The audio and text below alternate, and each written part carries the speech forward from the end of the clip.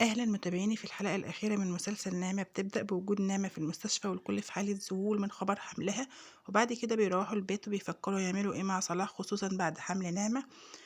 ياسين الألفي بيتصل بنعمة وبيقولها إن سارة لسه نايمة عنده، فبتقوله حاول تعطلها على قد ما تقدر. مامة صلاح بتقوله في ايه، هي ساعة الصفر اجت ولا ايه؟ انا عندي جمعية ولازم اروح اقبضها، نوايا تسند الزير. قال لها روحي اقبضيها لان دي تقريبا هي النوايا، لان الزير اتكسر ومفيش فلوس. قالت له يعني ايه يا منيل مفيش فلوس؟ هما مراتك ضحكوا عليك واخدوا منك الفلوس؟ قال لها اه. هنا نعمة في بيتها القديم اللي كانت ساكنة فيه مع صلاح وبتفتكر كل ذكرياتها كده، قاعدة تتذكر ذكرياتها. وطبعا بتفتكر وهي بتقول لصلاح انا عايزه اخلف يا صلاح، ولكن هو بيقول لها ما ينفعش ان ابني يشوف امه وهي بتصرف على ابوها. بتفوق على اتصال من ياسين الالفي بيقول لها ساره فاقت وعايزه تمشي، فبتقول له ما تخليهاش تمشي دلوقتي، حاول تعطلها على قد ما تقدر يا ياسين. وفعلا بيسمع كلامها وبيحاول انه يعطلها. وبعد كده نعمة بتتصل بصلاح وبتقول له ان ساره بايته عند ياسين. بيمشي صلاح بسرعة وبيسيب أمه متنكدة في همها وبيجري ورا سارة عشان يشوف فعلا هي سارة كانت عند ياسين، خصوصا ان هي ما كانتش بترد عليه طول الليل. فعلا بيلاقيها هناك وبيمشي يراقبها بالعربية بيشوفها رايحة فين. فضل صلاح ماشي ورا سارة. وهنا أم محمد كانت رايحة تبلغ عن نعمة إن هي اللي قاتلة ابنها، وبنتها تقول لها استني يا ماما استني.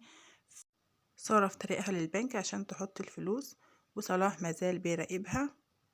وصلت سارة للبنك وصلاح على باب البنك بيراقبها ومش عارف يعمل معاها حاجة، خصوصا ان في امن وفي ناس هناك، فمش عارف انه يكلمها او يعمل معاها حاجة او ياخد فلوسه منها. خلاص سارة حطت الفلوس واستلمت الوصل بالفلوس اللي هي حطتها، وصل الايداع، ورميته في الباسكت. وعشان صلاح يتأكد ان هو فعلا المبلغ وطى على الباسكت وجاب منه الوصل، وفعلا اتأكد ان هما 13 مليون و600 الف. وكده اتأكد ان سارة اخدت الفلوس. هنا مريم بتقول لأكرم انت هتفضل تعمل لي كده يا أكرم؟ عشان قلت لك ما نكلمش نعمة، طب اعمل ايه يا اكرم؟ وبعد كده ست ام محمد راحت مستني مصممة ان هي ما تكلمش حد في مركز الشرطة الا رئيس المباحث، مستنية لما يجي. وبعد كده نعمة باباها بيقول لها انت تعملي ايه؟ قالت له انا لسه هعمل، انا عملت من زمان يا بابا خلاص. اكرم رايح يطمن على نعمة بعد ما عرف انها حامل. قالت له مراتك عارفة اللي انت هنا يا اكرم؟ قال لها لا متطرطة.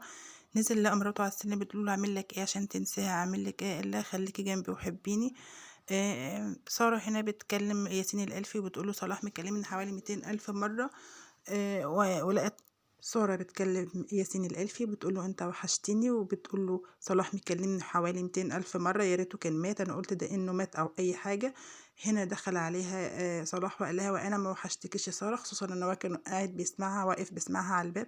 قالت له لا انت ما وحشتنيش، انت بمنبه ان لما كنت بقلب رجال الأعمال في 10 مليون انت كان معاك 50 جنيه في جيبك. هنا ياسين الألف ونعمة بيسمعوا على التليفون اللي بيحصل. هنا مسكها يخنقها قال لها هاتي فلوس يا سارة، قالت له مالكش فلوس عندي. قال لها هاتي فلوس يا سارة، قالت له فلوس ايه يا ابو؟ فلوس يا ابو منبه. هنا قاعد يخنقها. ماتت سارة. وهنا نعمة بتسمع كل حاجة على التليفون وفرحانة. أم محمد راحت بلغت وقالت عن اسم نعمة أبو علب وإن نعمة هي اللي قاتلة مراته. هنا المشهد تكرر وصلاح لف سارة في السجادة وبيحطها في العربية وطبعا افتكر الكاميرا الأولانية اللي كانوا شافوا فيها نعمة، فراح يكسر باب المطبعة ويكسر الكاميرا وخد الهارد بتاعها. وهنا نعمة بتراقبه من بعيد وفرحانة. نعمة جالها اتصال من المباحث وراحت وقالت على كل حاجة، وقالت إن جوزها هو اللي قتل وجوزها موجود في المباحث. وأم محمد بتقول لبنتها شكلنا إحنا ظلمنا نعمة فعلا، هي كانت بتجيب حق محمد. هنا مدير المباحث أو رئيس المباحث بيواجه صلاح بإنه شايل السجادة، بيقول له أنا ما قتلتهاش، أنا دخلت لقيتها مقتولة. وهنا ياسين الألف نعمة بتتصل بيه وبتتصل بابوها بتطمنهم عليها. وهنا طبعا رئيس المباحث اجى يواجه صلاح، ولكن صلاح بينكر. هنا أبو نعمة بيطمن عليها أو أبو علب. هنا صلاح خلاص عرف مصيره، يتحبس 4 أيام على ذمة التحقيق.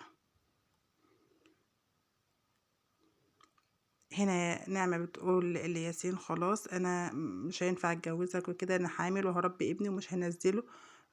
وشوف حاول تلاقي بنت الحلال. قال لها بنت الحلال واقفة قدامي هو أنت يا نعمة، وأنا هربي ابنك معاكي وهو زي ابني. هنا صلاح قابل نعمة وبقول لها أنا هجيب أكبر محامي وهخرج وهفضلك وهعمل وأودي فيكي. هنا قالت له أنا اللي هترفع وأنا اللي هفضل في المحاكم، في قاعة المحكمة لما أجيب لك إعدام. ومشت وسابته، طبعا متغاظ جدا، ورجعت له تاني وقالت له كمان رفع عليك واحدة خلع ورمت الدبلة في وشه. صلاح اتحبس، نعمة راحت تترافع بعد ما جالها توكيل من أحد أو قرايب سارة، بتترافع عن سارة وعن محمد وبتقول له لفاه يا سيادة القاضي في السجادة. وبدأت مرافعتها، وبعدين أوراق صلاح بتتحول لمفتي الديار المصرية وبياخد إعدام. وهنا هي بتفكر هتسمي ابنها ايه، وفكرت إن هي هتسميه سعيد، وبتولد خلاص بيجيلها طلق الولادة وهي فين، على سلالم المحكمة وعاملين أسبوع وفرحانين وبكراسي بيدقوا. وهنا آه، مريم بتقولها إن هي حامل، وياسين شايل ابنها، واتجوزت ياسين وعاشت في سعادة. وأشوفكم في مسلسل آخر، وسلام.